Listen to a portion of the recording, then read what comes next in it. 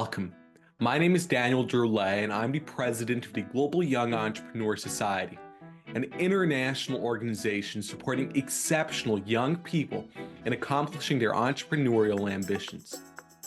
Co-hosting the interview with me today is Louis Swire, director of GYES and the founder of the Curious Times. Our guest today is Kawa Hassan, a distinguished figure in the realm of international relations and diplomacy, particularly regarding the Middle East and North Africa.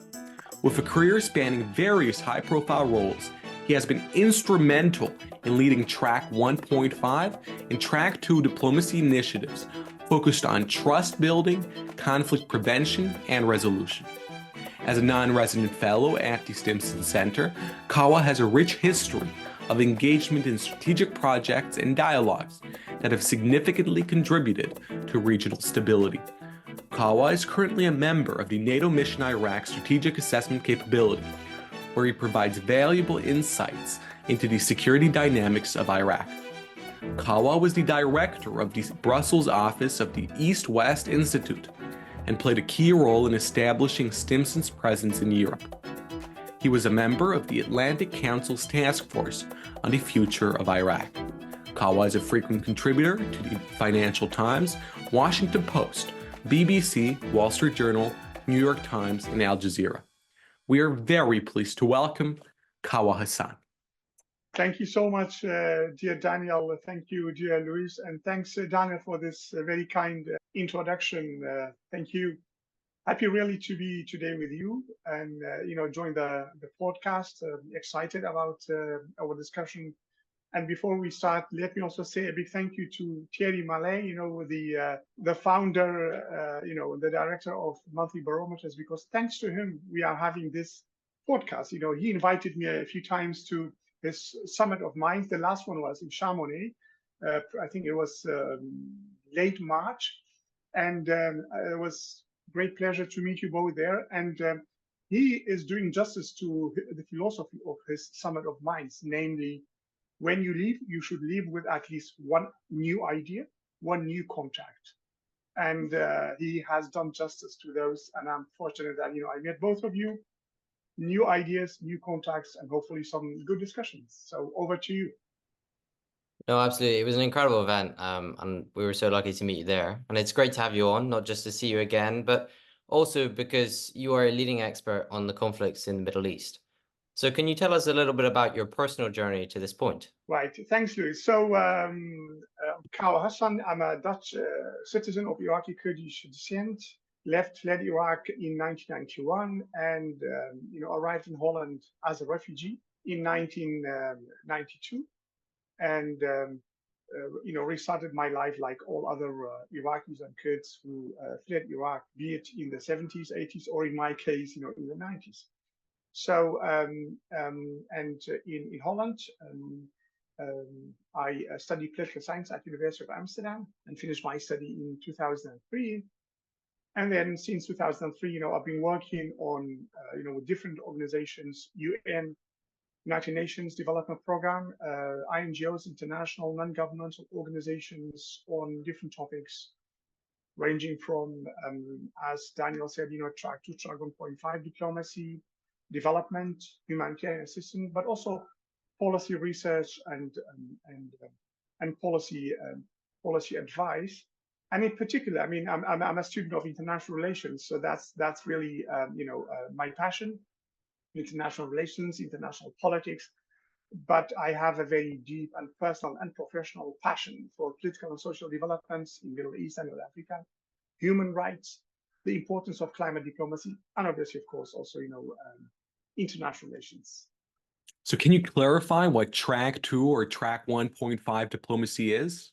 Oh, of course, and it's not, it's not really shouldn't come as a surprise that people, may not be familiar with the concept Track 2, Track 1.5 diplomacy. You've got two sorts of diplomacy generally. You've got the official diplomacy, which is conducted by government officials, ministers of foreign affairs, ambassadors, other diplomats. So that is official diplomacy between states, but it's also called Track 1 diplomacy, official diplomacy. In addition to that, you've got unofficial diplomacy, Track 2 diplomacy. So Track 2 diplomacy basically It's it's about providing confidential, safe platforms for experts, sometimes also officials, from warring parties, conflicting parties. They could be states, they could be political groups, to come together and discuss issues of common interest.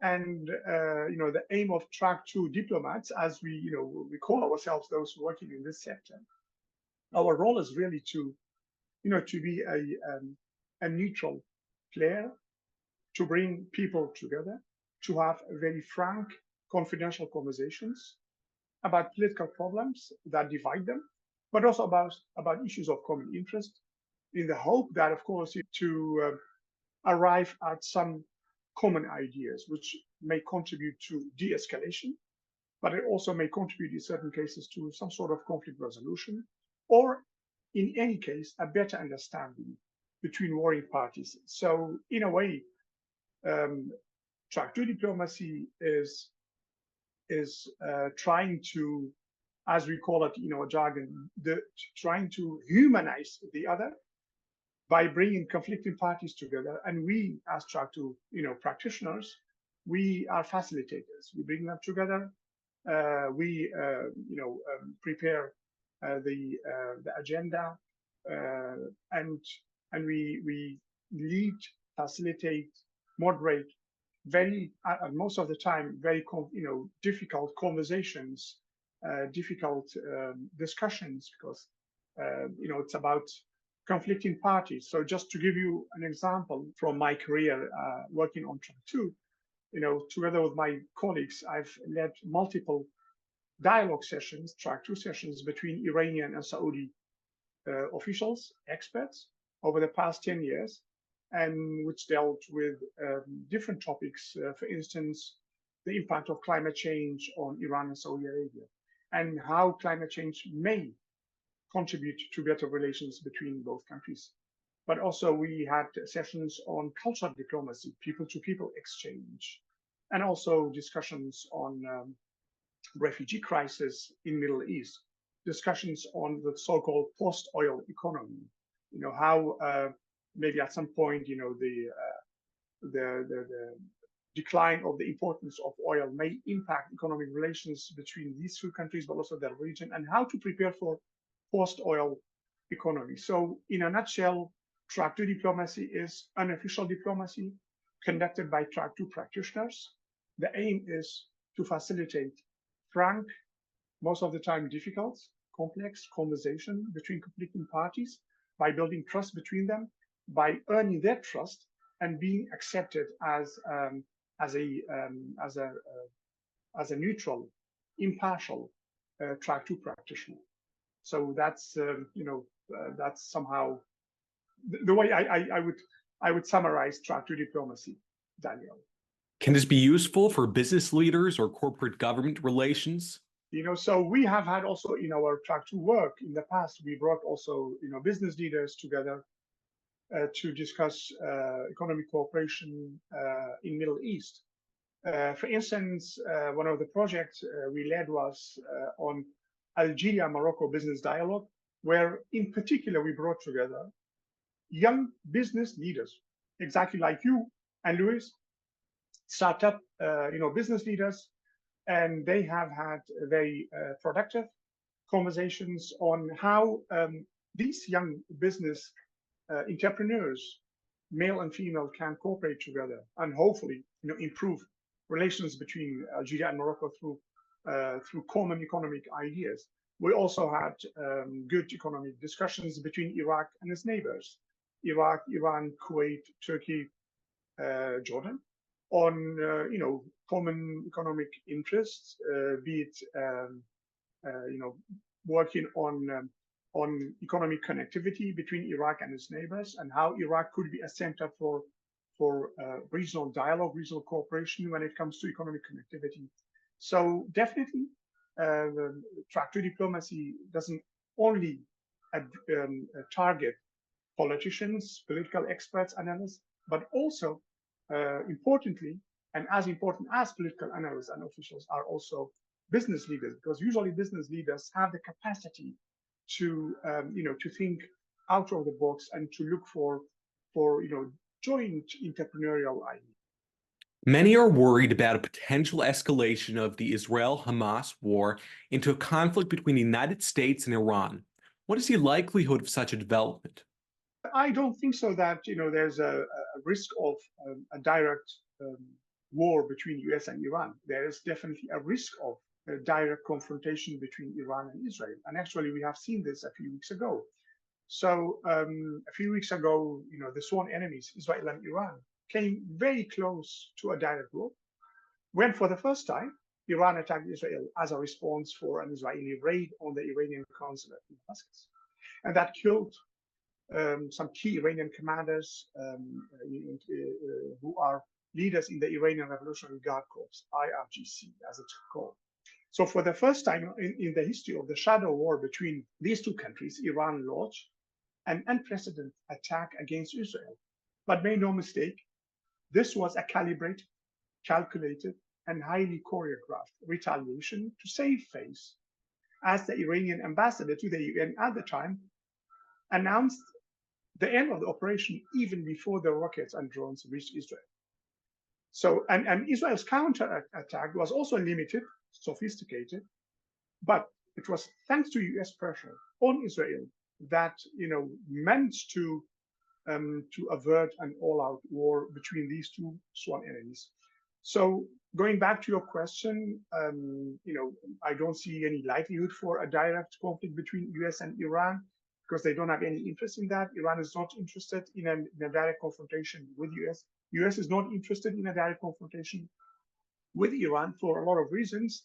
There is a high risk of miscalculation and misjudgment by Iran and Israel once again, that that things may get out of control. But for the time being, it seems from these tit-for-tat attacks, both sides have kind of came to, thanks to US pressures, to a sort of temporary tentative conclusion that they should try to avert an all-out war, but risks of miscalculation remains very high.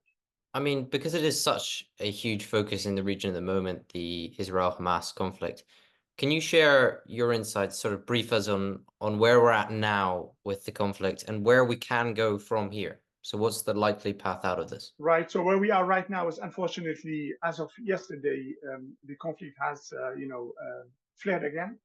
And, I was talking to some analysts in Gaza and some other analysts also in the region, and also following the news on a daily basis. It seemed yesterday as if it was, the first day of the war, because, Israel has again bombed also northern Gaza, and Hamas and other groups are retaliating. Hamas is back to places which they lost, over the past months. So the situation is very, very dire. The destruction in Gaza is unimaginable, is unprecedented, and hundreds of thousands of people, face famine. They lack basic services, and they have to time and again flee from one place to another. So you've got people who have been displaced probably 5-6 times, right?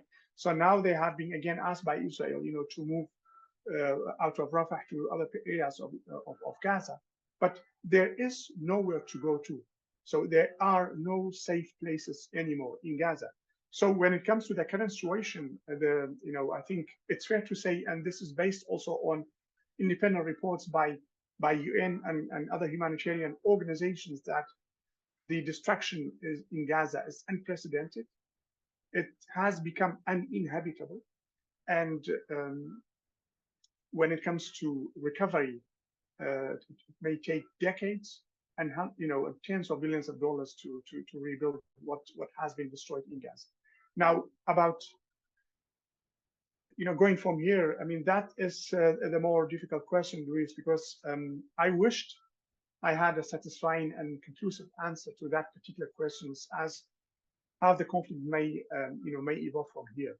But I'm afraid, I have to disappoint you as to how this may evolve, because the situation is so complicated. And usually I don't use the word crossroads lightly, but I think given the fact that the warring parties, Hamas and Israel, have crossed so many red lines over the past 6-7 months, the Middle East is literally at an extremely dangerous turning point. This is totally a new territory for Israel, for Hamas, but also for regional and international players. And as a result, it's anyone's guess as to how this war will evolve in the coming weeks and months. Israel has set itself a very unrealistic objective, namely the total destruction of Hamas. Yes, Hamas is definitely weakened, but still capable of fighting the Israeli army and firing even rockets at Israel. Caught in between are the poor Gazans, the civilian population, who have nowhere to go, as I said. And making matters worse, there is no real international pressure to push for a ceasefire. This has to do with a lack of international leadership, to impose ceasefire on both sides. And the grim reality is that, in all likelihood, the current conflict will continue for some time to come. For how long, we don't know, which means more suffering for Gazans and destruction of what has been left of the Gaza Strip, and also more suffering for Israeli families who want their the hostages to come back. So I'm afraid, Luis, that when it comes to how this might evolve in the coming weeks and months, I don't have a clear-cut answer. Yeah, thanks so much. I mean, I think it's a horrific situation for people on both sides. As far as the international pressure goes, what influence do countries like America still have? I mean, I have a little bit of an understanding that I think America and Hamas were encouraging a ceasefire at one point, but then Israel declined it. And also the United Kingdom they've reaffirmed their support for supplying weapons to Israel, whereas the US threatened to pool weapons. You can share your insights on that much better. So obviously, there's only one country in the world which has some leverage over Israel, and that is the US. So there has been, in the past weeks and months, a change of discourse somehow in DC, from President Biden, from Secretary Blinken and others towards Israel. But it's a change of discourse, it's a change of rhetoric rather than a change of policy. So US does have influence on Israel, but so far President Biden doesn't want to use that leverage to push for a ceasefire. And other countries, they have some influence over Israel, like UK,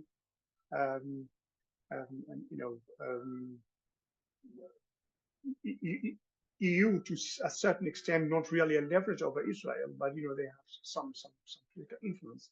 But so far, US is not willing to utilize the leverage they have over Israel. When it comes to Hamas, those who are leverage over Hamas are obviously Qatar, Egypt, and to a certain extent Turkey. So they have been also trying their best to push Hamas to be more moderate and to make more compromises, particularly when it comes to releasing the hostages. But so far they have been only successful, very to a minimal extent, I would say, partial success. Why? Because Hamas is also, divided. You've got the military leadership in Gaza, in the channels, and you've got the political leadership abroad. And those with real power are really the military leadership in Gaza. But also inside Israel, you've got a very fragmented, political scene.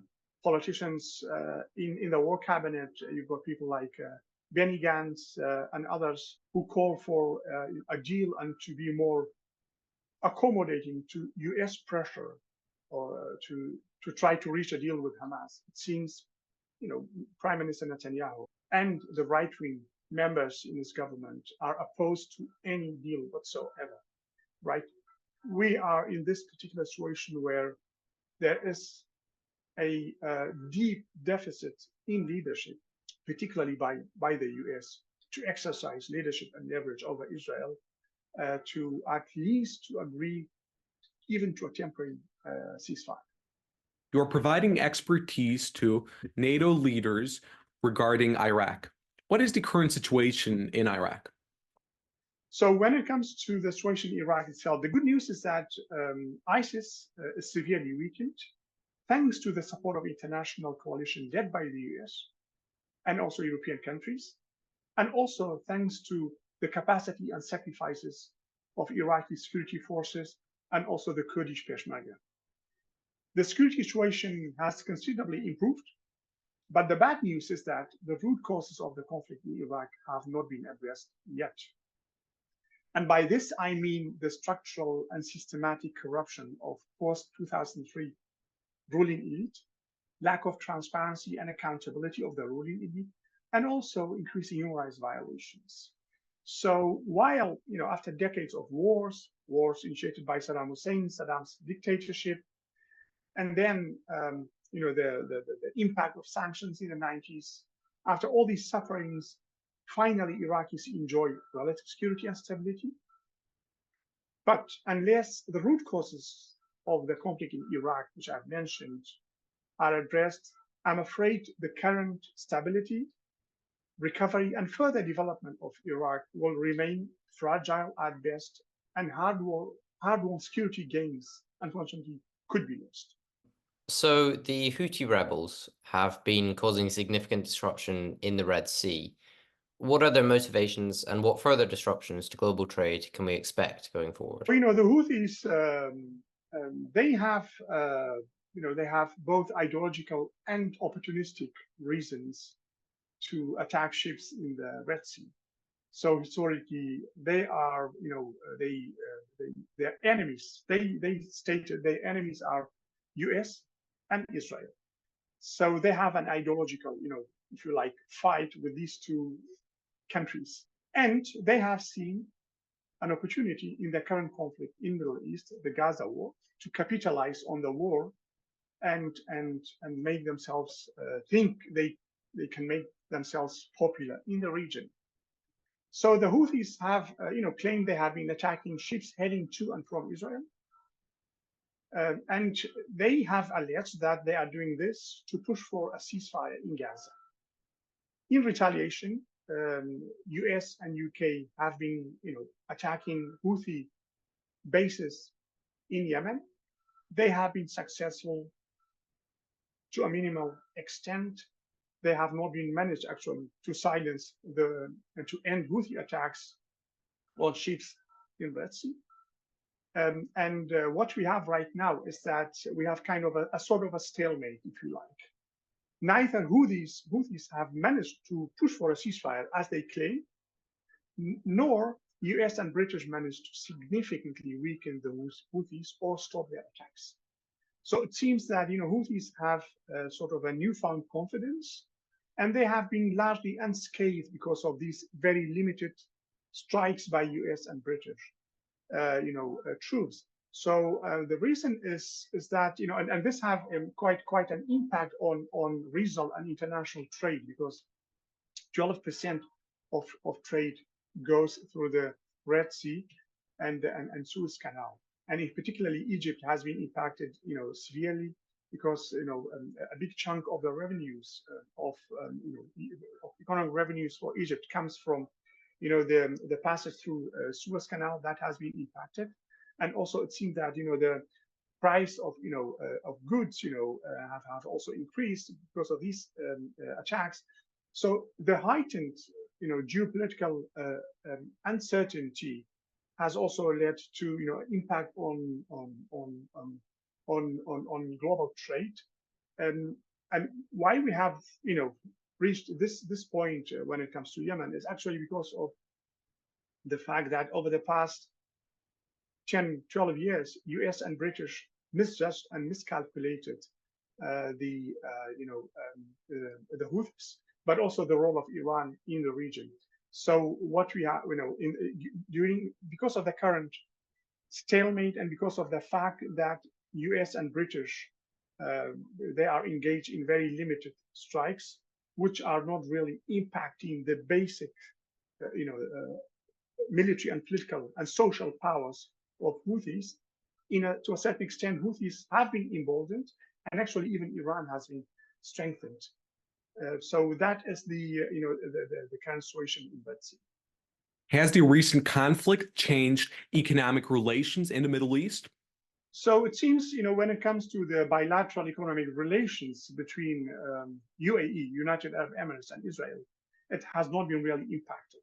So it seems trade still ongoing, but it's less, if you like, in your face, because UAEs and also, the population UAE and overall, the people in the Middle East are really outraged by the Gaza war. So between these two countries, the economic trade, it hasn't been really impacted severely, still going on. But the crisis, as I said, had impact on Egypt, had impact on somehow on the global trade, because as I said, 12% of trade goes through the Red Sea, and according to the IMF, the latest report of IMF about the impact of the war, the current war on Middle East, it has slowed down the growth overall, but it hasn't led to yet to a big economic crisis. But the heightened geopolitical uncertainty and geopolitical risks does impact the economic outlook and also the willingness to do business in the region. Last time we met, we were discussing the lack of political vision in the region. Would you care to elaborate on that and sort of connect it to how it impacts the credibility and security of the region for doing business? Yeah, thanks. So, in my view, there has been for a while even if we for a while disconnect from the Gaza war, there has been for a while a global leadership deficit. And why is that? Well, it has, there are a lot of underlying factors for that. In my view, and probably I may be a bit philosophic here, but I trace that back to the, to the neoliberal order, which emerged after the collapse of the Berlin Wall in 1989. So while the collapse of Soviet Union led to a period of economic growth, freedom in Eastern Europe, and also hastened and increased globalization, and also technological advances helped humanity a lot. But actually, when we look at the war in Gaza, and when we look at other crises in the world, not only in Gaza, look at the crisis, the democracy crisis in the US, the Brexit, where you are in UK, and the root causes of that and the implications of Brexit. So if you bring all these together, to me, is it's we live in a very paradoxical age, if you like, where what I call is that we are facing political poverty and technological progress. Political poverty, by that I mean lack of responsible, progressive global leadership to tackle some of the urgent and pertinent issues in the world. Right now, of course, Gaza, the war in Gaza, but also some other conflicts in Middle East and North Africa, in Yemen, in Sudan, and in some other parts of the world, and also Brexit and the deep crisis in the US, that at the end of the day, for the next election, you will end up either you have to choose either between Trump or Biden, and so this I call it political poverty. Opposed to that, we have an unprecedented technological, advancement. So while technology is advancing, our political consciousness and political leadership skills and capacity are actually regressing. We have a regression in political leadership. So this is a huge paradox of our era. And the reasons for that is, in my view at least, after the collapse of the Soviet Union and the collapse of Berlin Wall, we had what I call an unbounded arrogance and hubris of the neoliberal order, and which led also to what I call the death of politics or ideational politics, right? So some people thought it's the end of history and liberalism has prevailed. And that has led to depoliticization, of debates and discussion, and the neoliberal political order in economy, in politics, in culture has had really deep impacts on our societies, to the point that the biggest democracy, the greatest democracy in the world, US, is in a deep crisis, right? So in my view, at least in my modest view, this is how I see the root causes of the global leadership deficit, and not only a regional leadership deficit. Thanks so much. I feel like we've drained your brain from so many insights today, and we're so grateful for you sharing all of them. Can you also share what your favorite learning sources, whether they be books or podcasts, to learn more about the Middle East for young entrepreneurs are? Absolutely. I always try to to read really pieces, books, papers of extremely independent thinkers, and on the both sides of the conflict, to make sure that I have, to the extent possible, a comprehensive view of the root causes and the current state of the conflict. How did we arrive here where we are today? And also to unpack the complexity of this crisis. So, I'm fortunate to be able to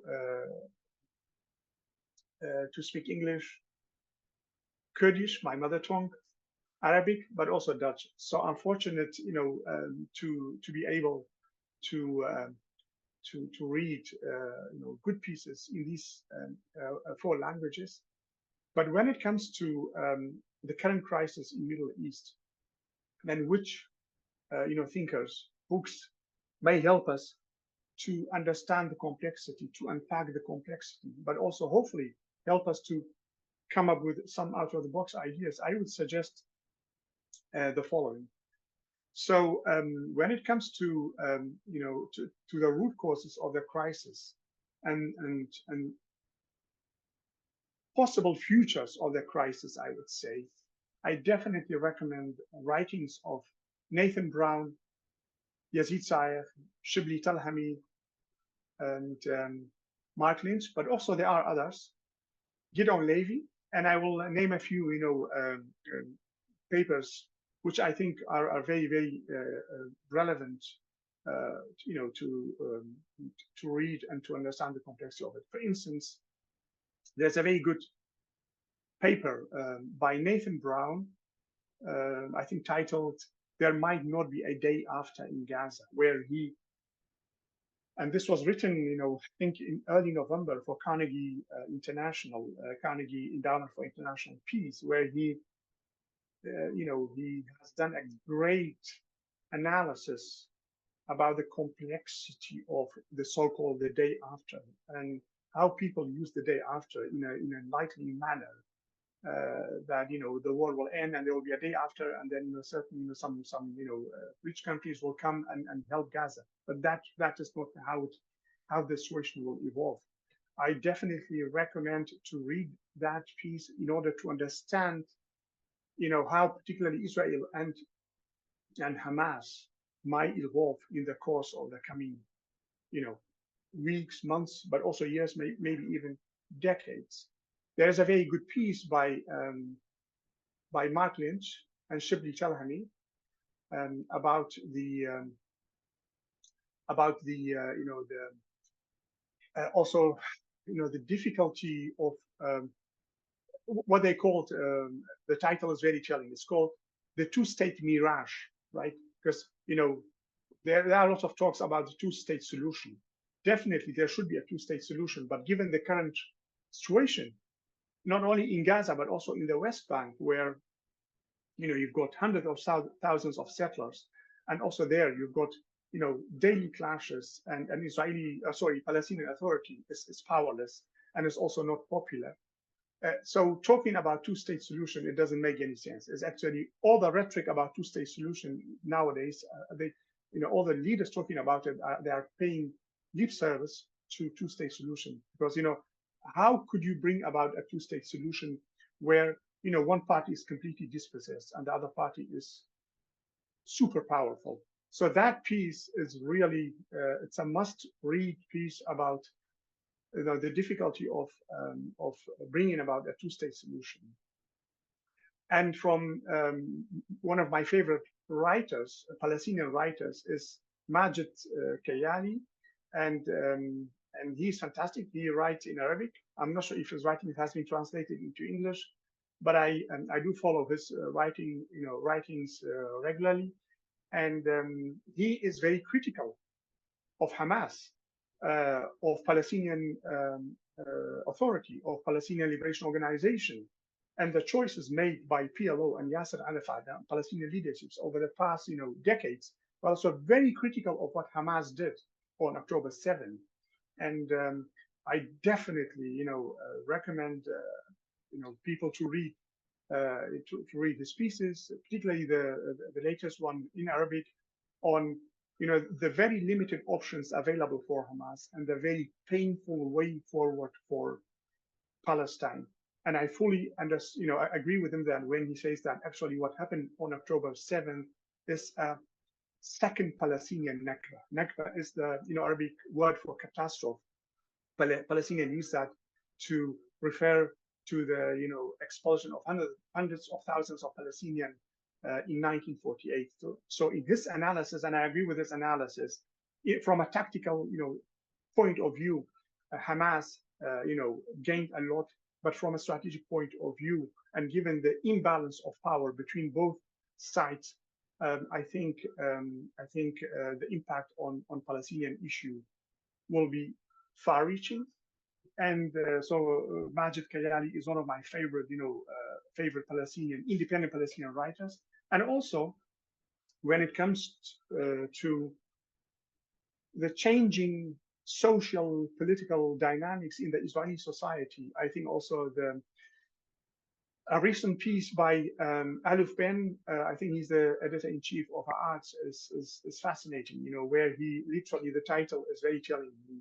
He talks about Israel's self-destruction, right? So where he analyzes in a very brilliant, clear-cut manner some complex social, political changes in the Israeli society and why we arrived where we are today. And to summarize this, from what I gained from these insights is that, and going back to the current war in Gaza, is that the implications of October 7 are really far-reaching for Middle East, for Israel, for Palestine, for Palestinians, for Middle East. So I personally summarize it in three phrases: Israel's Pyrrhic victory, Palestinian second Nakba, and collapse of rule-based order. I think Israel's Pyrrhic victory, Israel is powerful. It has powerful allies. It may prevail militarily in this war, but that would be a Pyrrhic victory given the destruction in Gaza and given the fact that you can't kill an ideology.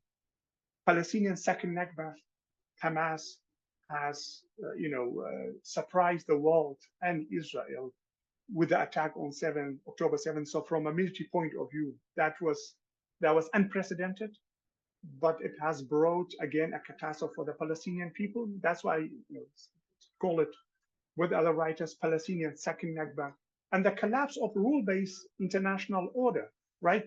So the humanitarian disaster in Palestine, the killing in Gaza, the killing of aid workers, of World Central Kitchen and others, and the failure of international community, and particularly US and other powerful countries, to push for a ceasefire, which has led basically to, the whole phrase of leave the rules-based international order has no meaning anymore.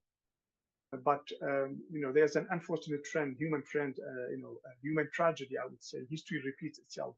So trying to learn from past mistakes. So what I learned, after October 7th, and also going back to reading good pieces about the previous peace attempts to bring about peace between Palestinians and Israelis, actually all the efforts failed. The Oslo Accords between PLO and Israel failed. The Abraham Accords managed to bring about political normalization between some Arab countries and Israel, which is good, which brought about economic cooperation between UAE, some other Arab countries, and Israel. That is good for these countries, but they all failed to address the root cause of the problem in the Middle East, and that is, you've got to address the Palestinian issue. At the end of the day, there will be no peace in the Middle East if Israel doesn't have security and Palestinians don't have their statehood. So, but unfortunately, right now, in the current climate of, failed global leadership, unfortunately, I don't see anytime soon, any serious effort to bring a solution between Palestinians and Israel. All the efforts should be focused on two issues. One, the humanitarian suffering of Palestinians should end. Second, the hostages should be released, the Israeli hostages, and US and others should use their leverage to push and impose a ceasefire on the warring parties. Anything short of that means the continuation of the war in Gaza, with far-reaching, implications for Middle East, but also for the world. We have come to the end of today's discussion, which is filled with insights on the situation in the Middle East. On behalf of the Global Young Entrepreneur Society, Kawa Hassan, thank you very much for speaking with us today. So much, dear Daniel. Thank you so much, Luis. And it's been, it's been my pleasure to talk to you and to have this good, thoughtful conversation. Thank you.